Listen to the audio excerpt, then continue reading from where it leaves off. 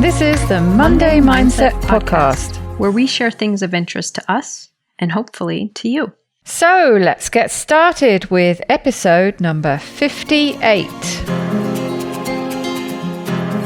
And this week it's Terri's turn to share something that she's been listening to. What have you got for us today, Terri? Well, Daisy. So as I said in my last episode, I was going to talk a little bit more about this conversation with Tim Grover and Lewis Howes. And they did a second episode on it. So it was, a couple of hours worth of their conversation. And this is from the School of Greatness podcast. It's episode 1112. And it's called Why You Need to Be Selfish to Win with Tim Grover.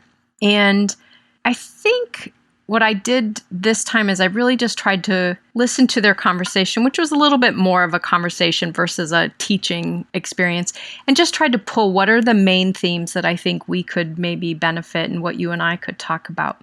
So at the end of our last conversation, we were talking about the difference between fear and doubt. And they both agreed that fear can actually drive you to win. It can push you forward. And self-doubt drives you to avoid losing, and the consequence is always that you end up not excelling. And so, again, on a sports level, the two of them talked about playing to win rather than playing not to lose, that there's a big difference there. So they started talking a little bit more about this concept of self-doubt. And Tim Grover talked about the fact that his view is that really self-doubt comes from someone else. We are concerned about how someone else is going to see us or judge us or perceive us. And then we start to second guess ourselves and doubt our abilities. And that's kind of the Achilles heel. Once you're in that place of self-doubt, you struggle to really keep going and succeed. And he said that one of the things he believes about when you hit a period of doubt is that you need to speak it. And Lewis Howes seemed kind of shocked by this. Like, really?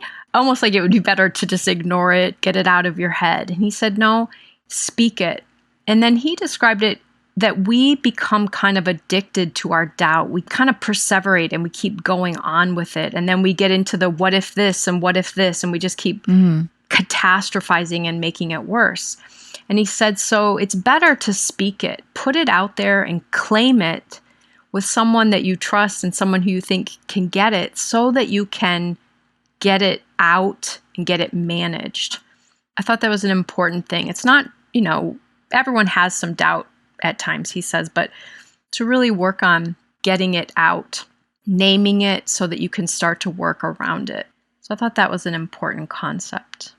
And then he talked about one of the things that culturally so many of us are encouraged to do, and that is time management. And he said that his belief is that rather than focusing on managing time, we should work on managing focus.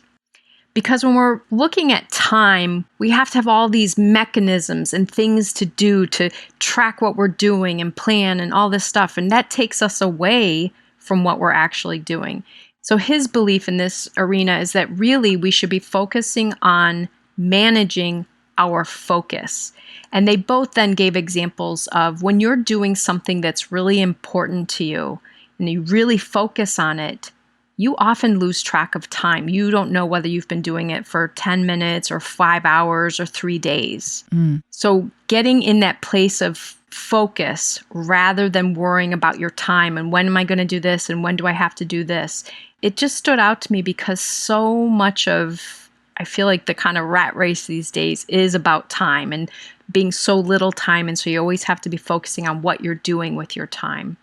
So that I thought was an interesting conversation that all of us could maybe think about. And then he talked about the concept of to win.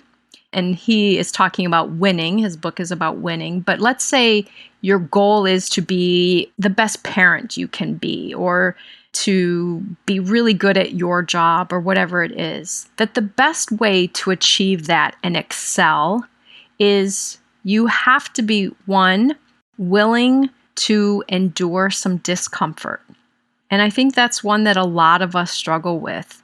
When things get complicated or challenging, uncomfortable, we start backing away. And he talked about, I think it was Kobe Bryant that he really learned this from, that he could tolerate pain. And not just physical pain, but emotional pain, mental pain. Like he could just stay with it and keep going. And so talking about this willingness to be in a place of some discomfort on your way to your goal. And then when I think about a lot of conversations that you and I have and the way we kind of even got to know each other is with people working on improving their health or losing weight. And I know for me, when I struggle the most with this is when I don't want to deal with the discomfort of not eating problematic foods or the discomfort of my morning workout today. We want to avoid the discomfort, and that really holds us back from getting to where we want to be. So I think that one's really important. It's quite often where you end up actually changing your goals or, I guess, settling for different goals. I am certainly guilty of that. Like I could be slimmer, I could be this, I could be that, but it's always that balance. Am I willing to go through the discomfort, or would I rather have more of the comforts and settle for less of a goal? Absolutely. Which, I mean, there's not always anything wrong with that, right? But it is a choice. It is a balance, isn't it? Absolutely. I think the problem that I see a lot with certain goals is that people really want them, but do a lot of things to get in the way of achieving them because of this factor. Achieving those goals often means some type of discomfort. Again, whether it's physical, mental, emotional, having to break long-term patterns and habits. It's that willingness and that ability to endure that discomfort. And I think my approach has always been, what's the least amount of discomfort I can still get close to my goal? Like I, kind of try and do that balancing act. But when I really was listening to this, it really stood out to me that if I really want to win at whatever goal I'm working at, I do need to work on tolerating more discomfort, allowing myself to see that discomfort as progress toward the goal. So you may have seen my post that I did work out this morning because I need to do this. I know it's important for me. And then with that, talking about the idea that winning, excelling, accomplishing these important goals requires some being selfish. And a lot of us are very uncomfortable with this. We're uncomfortable with other people doing things that we see as selfish. But really what he's talking about here is setting boundaries about taking time for yourself, taking time to focus on your goals. So let's say, for example, your work colleague sets a boundary and they don't answer their emails during a certain time of the day while they're working on other things. You'll hear people say, well, that's really selfish of him or her. No, that is them really focused on the goal of doing their job well and getting through it successfully. And so getting more comfortable with that idea of I have to secure this time for focus on my goal. And if it seems selfish to someone else, that's okay. And Tim Grover really brought out the point. It's like, why is selfish such a bad word for us? Why do we see that as so negative? And then, of course, they talk about some examples of people who have excelled in sports and things, and they had to be selfish. Parents that were raising a star athlete, they had to protect how that teenager or however old the person was at the time, what they did in their spare time and who they hung out with. And of course, other parents could have said, wow, they're really selfish. But their child then became the, leading violinist in the world, or, the youngest protege of this, or the Olympic swimmer who won all those gold medals.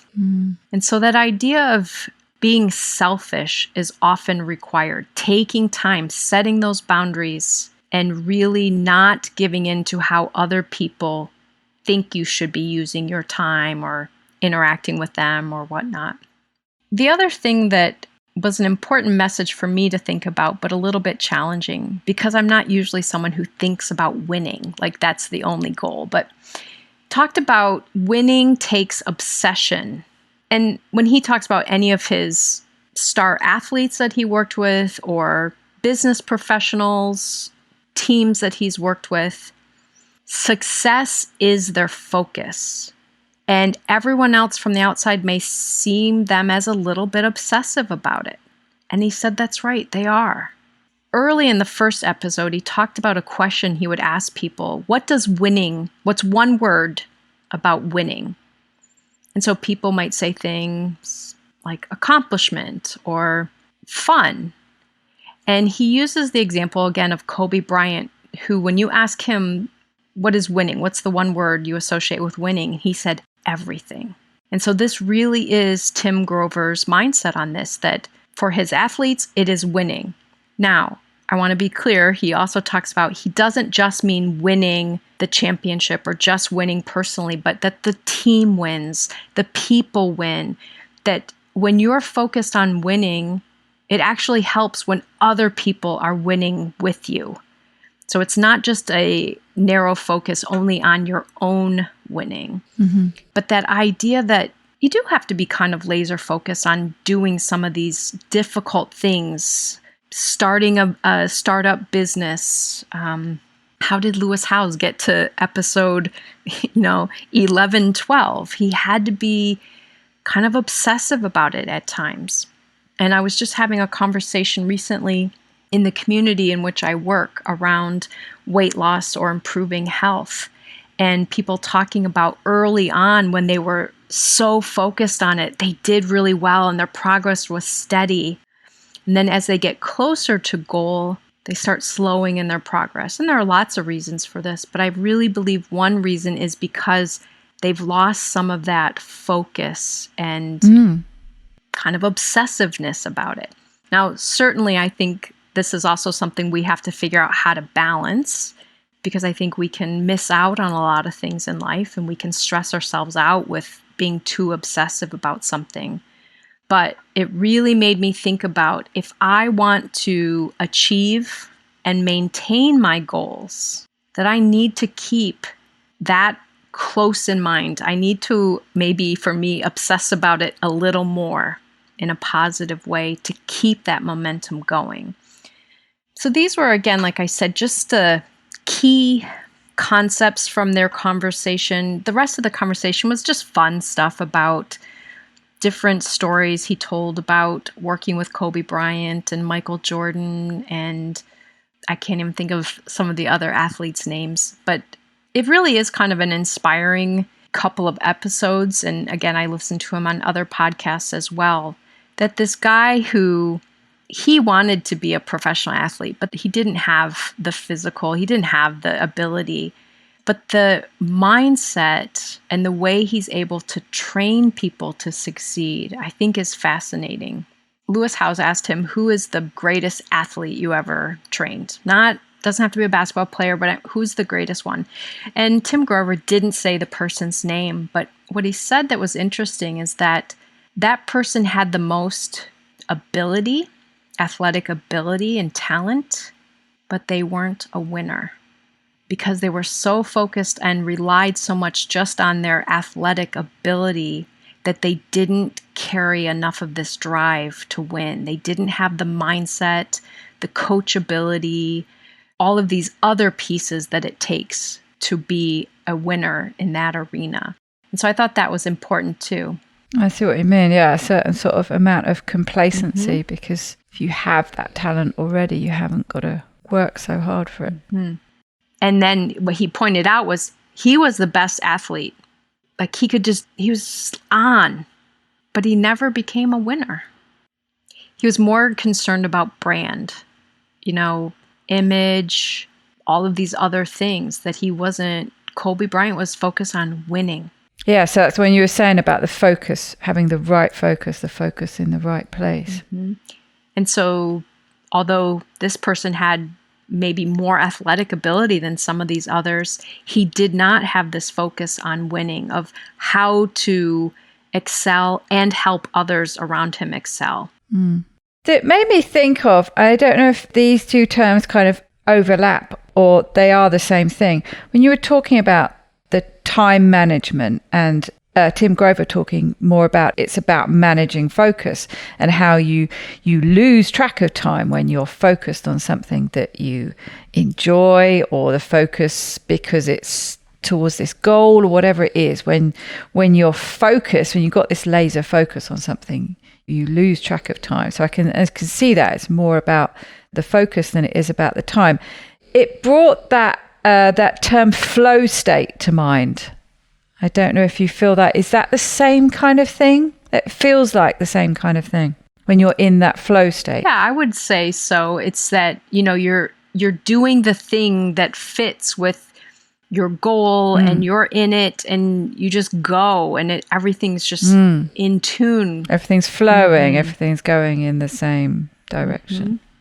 And they gave examples of, Tim Grover talked about, you see people coming to the gym and they're more concerned with, do they have the right song? Oh, I don't like that song. Let me forward through that song, versus just do the work. Focus on the work that you need to be doing there. They get so caught up with all these things that are going to help them work out and help them do this. And I know I do that. I was just going to say, that sounds familiar. Yeah. So again, one of the things I just enjoyed listening to these two, even though they are talking about really an area that I know very little about. Obviously, I don't know much about professional athletics, but this is very interesting. They talked about, again, going back to the selfishness thing. They were talking about, and I'm trying to see if I can make this make sense, but Tim Grover basically said it would be more selfish for these people not to do these above and beyond things, because that would be withholding what they have to offer from other people. So, for example, if someone had said to Lewis Howes, you spend too much time creating this new business and doing all this stuff, but look what he's able to do. Look at the messages he's able to bring to people from all of the experts that he has interviewed across the board in all these different areas. That took selfishness, that took him not taking certain calls and not attending certain things and maybe hurting some feelings, but that it would be wrong for him not to, because that's where he can really contribute. And they talked about some athletes. I can't imagine how much you pay Tim Grover to coach you, but they made some references to him and some other trainers that, you might pay $600,000 to. And people say, well, that's just selfish. If this athlete has that much money to throw away at a trainer. But the reality is he has to invest that in his training to be a winner. And that makes all of his team winners and other people that are benefiting. And several of the athletes that they talked about were also people who were very giving and doing great things outside of the sports arena as well. But what appears as selfishness to other people and these things that they buy themselves and pay for, like this coaching or this training, that's actually part of them being a winner. It's interesting, just a slight change of perspective, a different way of framing things. It's often just quite a subtle shift, isn't it? But it's interesting how different that can be. Like you were talking about the trappings of context, having to, get all the bits right that you think is the important part of, say, working out. You need the right gear, you need the right music. None of that is actually very important, is it? But I think we can get really distracted by all those things. And it's just interesting that the slight shift and what you were talking about just then about having to be selfish in a way to not be selfish, to give what you have to give. And I think it's very easy to picture it when you're talking about these more extremes, if you like, and these sports examples and things. And I'm just wondering, how it works in that much more middle ground. We touched on in the last episode, we talked a bit about it felt like quite a male environment, this for it maybe to be a bit easier to be selfish, to have this laser focus, and definitely a generalization, but for women their focus often needs to be a bit more split. They can't be quite as selfish. I don't know, how does that fit in with that more middle ground area, especially when it comes to women, with, when what happens when they need to be selfish to achieve their goals, when they have to go through the discomfort? How is it going to work in that more normal area, more day-to-day, what, some people listening to this might be experiencing who aren't, they haven't got that, don't need that laser focus on an athletic goal. It's often easier, isn't it, to picture these things in extremes. It's when it's in that muddy middle area, it can get a bit more tricky. Well, one thought I had as you were asking is just thinking about, for example, one way that I see this playing out that might feel a little more difficult is for parents. And I think certainly in many cultures, the role of mom and what is expected. And so let's say, for example, let's say a woman who is a mother and runs a business, or is a competitive tennis player, or whatever it is. How do you kind of have these two roles? And my guess is, just as I'm thinking on this off the cuff, but my guess is they would need to have other people in places for support that can help do the other things, that if they're going to do kind of more laser focus on this, let's say this business that they're running, they need to have a partner or a spouse who can very much do more of the parenting while they're not at home, or while they're in training, if they're, let's say, that professional tennis player or whatever. And in some couples that are raising children, both of them might be very much in this advanced stage of winning or advanced business. And so they may have to have other people involved, other family members, a nanny, whatever that looks like, to support the whole system. I think there are just ways that it happens culturally. I don't want to make an overgeneralization, but I think often the expectation is that women will do more of that childcare work, or the mom will do more of that. And so I think that's just another layer that needs to be navigated. I had a client years ago who was a very successful attorney, and I don't remember what her husband did, but they had a young child. And she came to me for therapy, and we were working on some things. And one of the things she was working on is just never feeling like she was doing a good enough job. And I remember she said something to the effect of, this whole women's lib movement be damned, because what it did is it made it possible, and for me, an expectation that I can do everything. I can be the best mom, I can be the best attorney, I can be the best at this. And that was actually quite complicated. And she was finding very little time to take care of herself and try and be very successful at her job and be very connected with her child and very hands-on. And she said, in principle, I really believe in it, but in actuality, how it plays out, it's complicated. Well, that's what you were saying, wasn't it? In the last episode where you spoke about that, they were saying that you can't have this split focus. You need to be all in on one thing at a time. But that's what came to mind, an example like that, with people who can't really. Their focus always has to be split to a certain extent. I guess that's the challenge of how to navigate that. We also might need to just kind of think about what we mean by laser focus. Is that 24/7, every day, always? Versus another example, and again, it was a male that he was talking about, but Dwayne Wade, who I don't know, but one of the lessons that Tim Grover learned from him is about how invested Dwayne was in his kids, his family, and how important that was. And so he had to set aside a certain amount of time to stay very connected with his kids and be very involved. And at some point during their work together, Dwayne and his wife went through a very messy divorce. And so he, again, was navigating traveling home for managing this and everything. And certainly he missed out on certain things, or he wasn't able to be at certain things, but that was what was important to him. So yes, he could be very focused on his athletic abilities and his winning, but he was also very focused on winning as a parent. And so he did have to do both. And then the other thing he said that I think is complicated for many of us is when he was in his work world, so for him, basketball, I guess, but you didn't see that other stuff on him.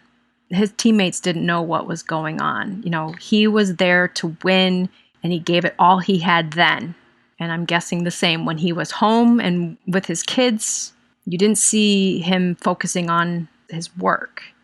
And so I think that's the piece. I don't know what the balance looks like for people, but it really is when you're with the one task, you're focusing on that task or goal. And when you're with the other, you're focused on that. So it doesn't have to mean complete to one at all costs to the other.